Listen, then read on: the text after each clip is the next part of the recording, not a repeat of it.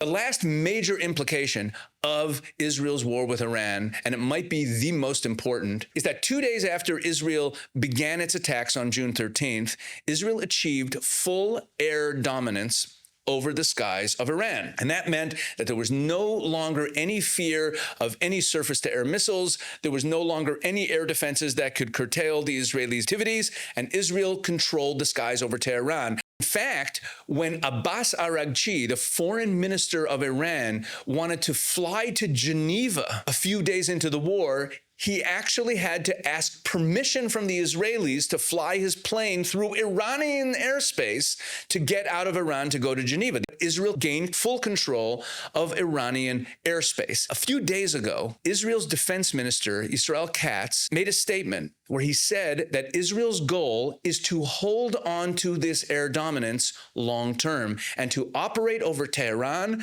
in the same way that Israel currently operates over South Lebanon and over Jabalia. And that's what Israel Katz was saying is going to now be the situation over the skies of Tehran. And this is why I said at the beginning of this video that the extent of the damage to the nuclear facilities is actually not that important. Because when people start saying, oh, Iran is going to start rebuilding their ballistic missile capabilities, Iran is going to start rebuilding their air defenses, Iran is going to start rebuilding their nuclear facilities. No, they won't.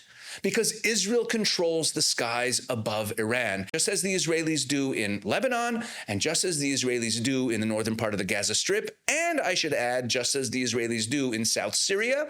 If there is any activity on the ground that looks like it's building towards a threat against the Israelis, the Israeli Air Force will deal with it. Israel has already bombed the roads leading to the destroyed or damaged nuclear facilities to prevent the Iranians from being able to access them to try to repair them. That's an example of the Israelis taking care of business from the air to prevent the reconstruction and the repair of the nuclear facilities, the ballistic missile capabilities, and the air defenses in Iran. This Israeli control of Iranian airspace marks a major geopolitical shift. What it means is that no longer is Israel only in Israel with hostile enemies around it that it has to have a plan for defense against. Israel now is in control of the security situation on the ground all across the Middle East.